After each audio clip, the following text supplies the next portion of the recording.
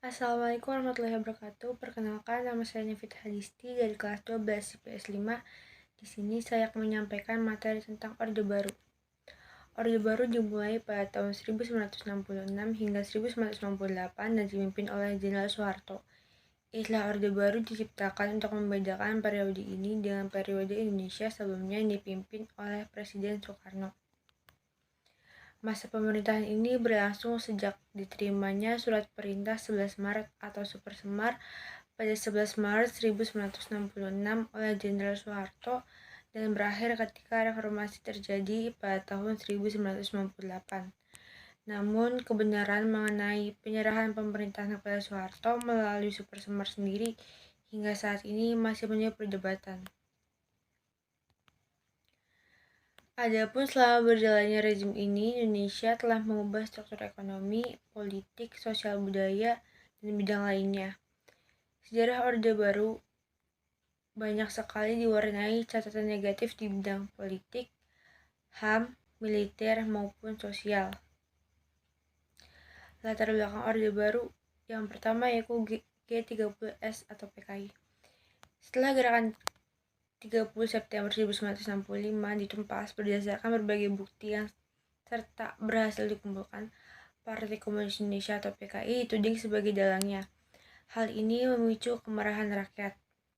Bentrokan fisik antara masyarakat yang setia pada Pancasila dan UUD 1945 dengan masa PKI terjadi di Jakarta serta berbagai daerah di seluruh Indonesia. Sementara itu, untuk mengisi kekosongan pemimpin Angkatan Darat, pada tanggal 14 Oktober 1965, Panglima Korsat Pangkop Kamtib Maijen Soeharto diangkat sebagai Panglima Angkatan Darat. Bersamaan dengan itu, dimulai tindakan-tindakan pembersihan terhadap unsur-unsur PKI dan ormasnya. Aksi masih terjadi di kalangan masyarakat luas. Berbagai partai politik, organisasi massa, pemuda, kaum wanita, dan masih banyak lagi secara serentak membentuk Front Pancasila untuk menghancurkan pendukung G30S atau PKI. Mereka meminta penyelesaian politis terhadap pihak yang terlibat dalam G30S. Kesatuan aksi saat itu meliputi KAMI atau Kesatuan Aksi Mahasiswa Indonesia, KAPI atau Kesatuan Aksi Pemuda Indonesia, KAPI Kesatuan Aksi Pemuda Pelajar Indonesia, KASI Kesatuan Aksi Sarjana Indonesia, dan lain-lain. Kesatuan aksi yang tergabung dalam Front Pancasila kemudian dikenal dengan sebutan Angkatan 66. Kondisi perekonomian di sisi lain, kondisi perekonomian semakin bertambah buruk. Barang keperluan sehari-hari semakin sulit didapat dan harganya pun mahal sehingga terjadi inflasi.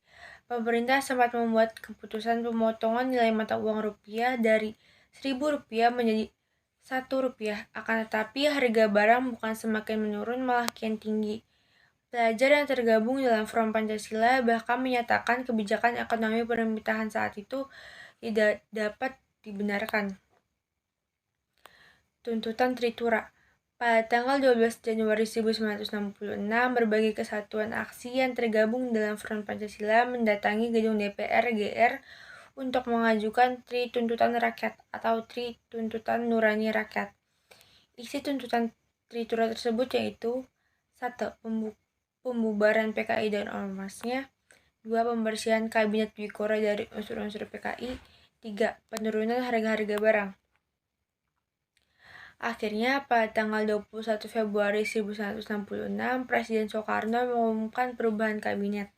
Namun, perubahan tersebut tidak memuaskan hati rakyat Indonesia karena masih banyak tokoh diduga terlibat dalam 30 SPKI ada di dalam kabinet baru, yang dikenal sebagai Kabinet 100 Menteri. Pada saat pelantikan anggota kabinet baru, tanggal 24 Februari 1966, para mahasiswa, pelajar, dan pemuda memenuhi jalan menuju Istana Merdeka. Aksi itu kemudian dihadang oleh pasukan Cakrawirawa hingga akhirnya terjadi bentrokan antara pasukan Cakrawirawa dan demonstran. Super Semar. Melihat situasi semakin tak terkendali, Presiden Soekarno akhirnya menyusun Surat Perintah 11 Maret atau Super Semar untuk Jenderal Soeharto. Isi Super Semar adalah untuk mengendalikan kondisi negara dan mengamankan wibawa pemerintah. Soeharto akhirnya mengatasi keadaan serba tidak menentu dan sulit terkendali. Sehingga Orde Baru pun dimulai. Surat perintah ini digunakan oleh Soeharto untuk memenuhi tuntutan Tritura, seperti membubarkan PKI, menangkap menteri yang diduga terlibat G30S, membentuk kabinet baru, dan menjalankan pemerintahan. Ciri-ciri pemerintahan Orde Baru. Dwifungsi ABRI. Banyak prajurit militer dari berbagai pangkat, jabatan, dan angkatan ikut bekerja dalam pemerintahan, seperti menjabat posisi lurah atau kepala desa. Hal ini dianggap sebagai tanda menguatnya KKN, korupsi, kolusi, dan nepotisme dalam rezim Orde Baru. Terbatasnya pilihan politik. Pemilu tahun 1977 hanya diikuti oleh 3 partai politik, yakni PDI, PPP, dan Golongan Karya. Penyederhanaan ini dilakukan untuk membatasi banyak ideologi yang berkembang. Pembagian tersebut diharapkan dapat menciptakan kestabilan politik. Sayangnya, menyederhanakan pilihan politik justru menguatkan golongan karya. Kejadian ini dapat dimungkinkan karena Soeharto membuat kebijakan yang mendukung kemenangan golongan karya, seperti peraturan monolayalitas PNS.